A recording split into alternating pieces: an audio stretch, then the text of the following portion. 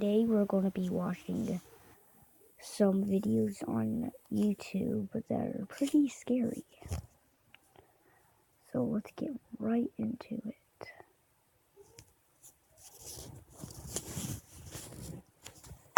Make sure you subscribe, like, and share my video.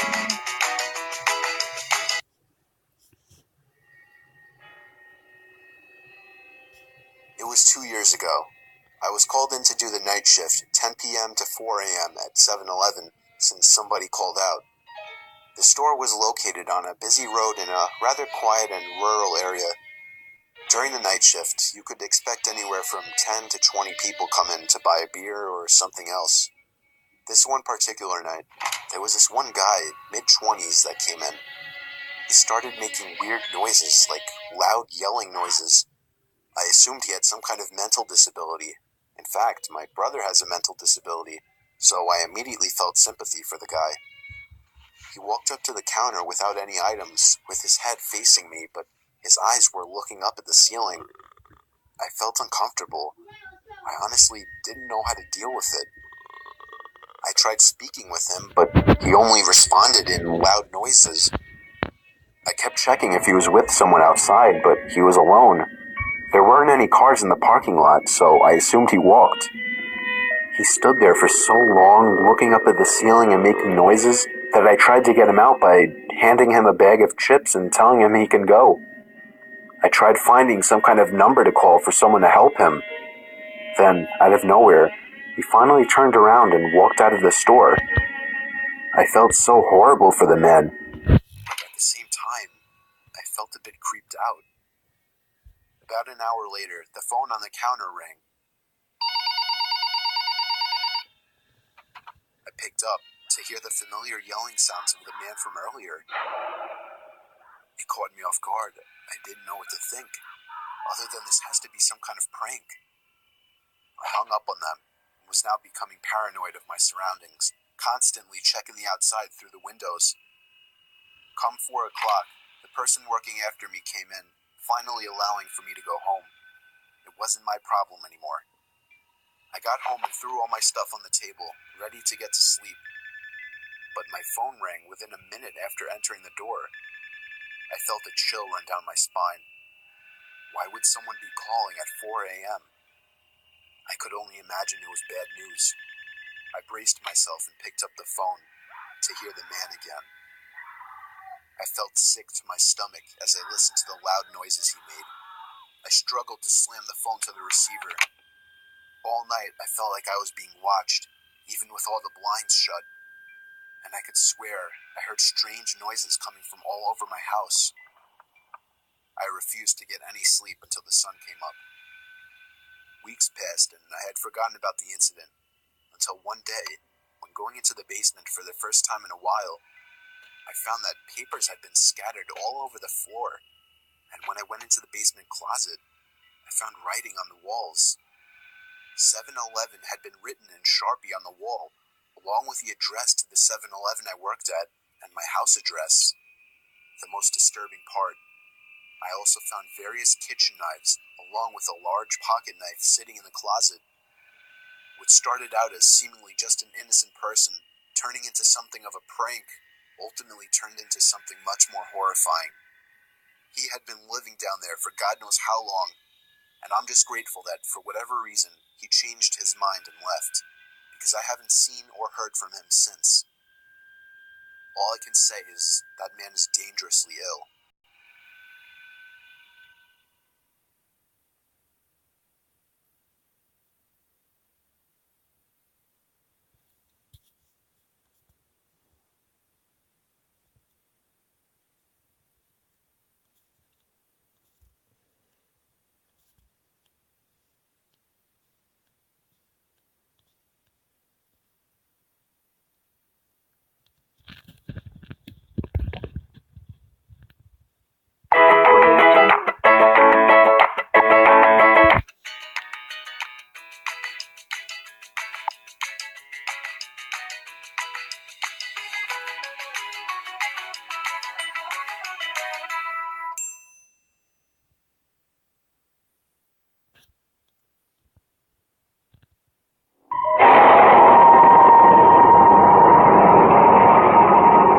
happened when I was 15 years old.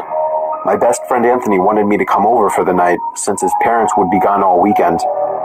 I rode my bike over and put it in his backyard before letting myself in through his back door. We played basically every video game he had, from FIFA all the way to Call of Duty, with popcorn and other junk food spilled out all over the floor. As the night progressed, we moved from video games to watching half a movie and getting bored, to doing prank calls at close to 10 o'clock. Anthony made a few calls to different pizza places. When it was my turn, I just dialed a few random numbers in hopes to get someone at their house. On, say, my fourth attempt, I finally reached somebody. A guy with a deep and rough voice picked up, answering with a yeah instead of a hello. Anthony's laughing in the background made me stumble with my words mid-sentence, ultimately cracking up into laughter. I had never done a prank call, so I sucked at it. The guy on the other end was silent. I regained a straight face and tried to continue with the call. It went something like this. Sir, would it be alright if I borrowed one of the wheels from your car? What's your name, kid? My name is Bob. Really? You sure it's not Anthony? It hit me like a brick. I looked up at Anthony, whose face was noticeably full of fear. I hung up the phone, not wanting to be on the line with whoever that was for another second. Anthony, who the hell was that? I asked him. I don't know, he told me.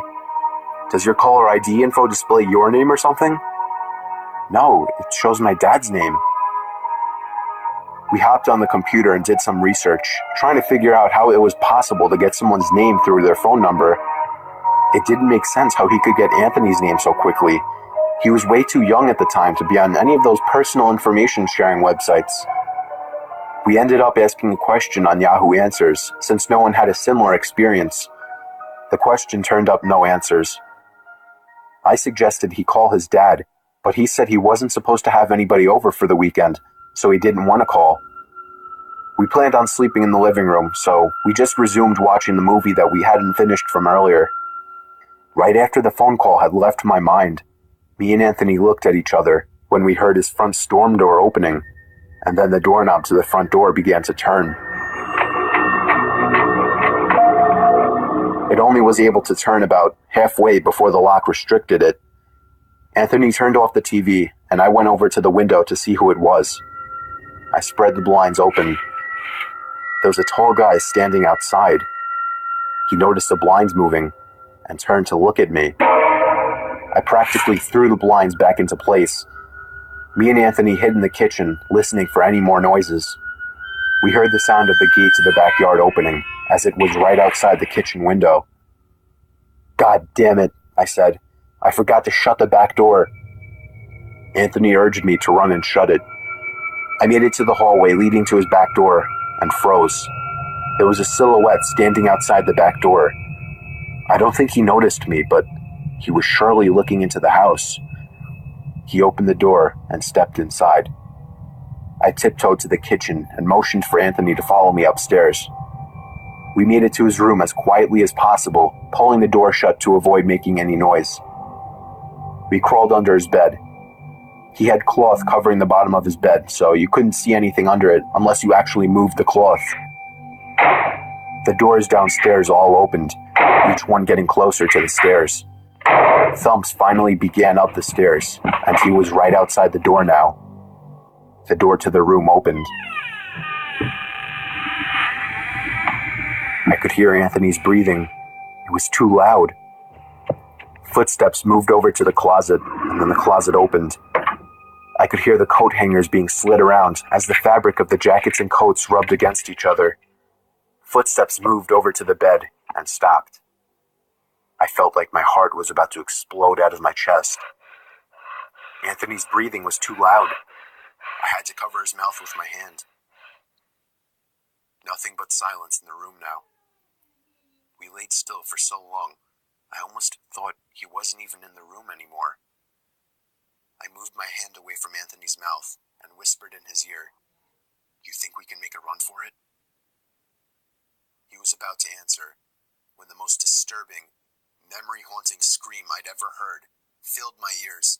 as Anthony was seemingly dragged out from under the bed. I crawled out and saw him struggling with the man. I desperately looked around for anything to use as a weapon. I settled with the screwdriver sitting on his nightstand. I hurried over to the man and drove the screwdriver into his back.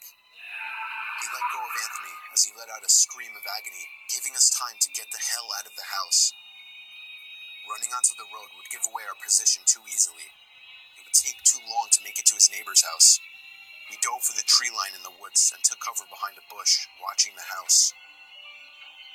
The back door opened as the man stepped outside, looking around the backyard. He then looked out to the woods. I felt his eyes pass me as he scanned through the tree line. It seemed that it was too dark for him to see us. Then, he turned his head back in our direction. I ducked behind the bush. "Joe, he's coming." "What?" "Dude, get up, we gotta run." He was right. The man was approaching us fast. How could he have seen us? We ran through the woods with the leaves crunching under us, giving away our position. When Anthony tripped over something, I crouched down with him, hoping we had run far enough. Not even 20 seconds later, oncoming footsteps from the direction we were running from came fast.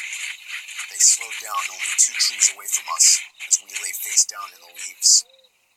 Moments later, the footsteps take off in another direction. We waited until we could no longer hear them, and took off back in the direction of the house. While running, over the sound of leaves crushing and my heavy breathing, I could swear I heard leaves crushing from behind us. We made it back to his backyard, into his house, and this time remembering to shut the back door. We were now able to call the police. Anthony stayed on the line with them, while I patrolled the back windows, making sure nobody was out there. It was so dark, though, I couldn't see anything. So I did something that seems stupid today. I turned on his backyard lights, and immediately in the distance, over by the woods, I saw him, standing in front of a big tree. He turned off back into the woods and disappeared out of sight. That was the last time me or Anthony ever saw him. I would be lying if I told you we heard the occasional knocks at our windows or something cliche. No, that was it. 5 years have passed and nothing has happened. Do I wonder if it was somehow linked to the prank call? Maybe. Does it make sense? Not really. But yeah, this was the story of how me and my still best friend Anthony almost died during a break-in.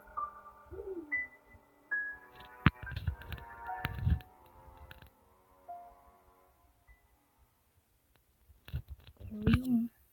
Make sure you like this video, subscribe to my channel, and share with everyone else.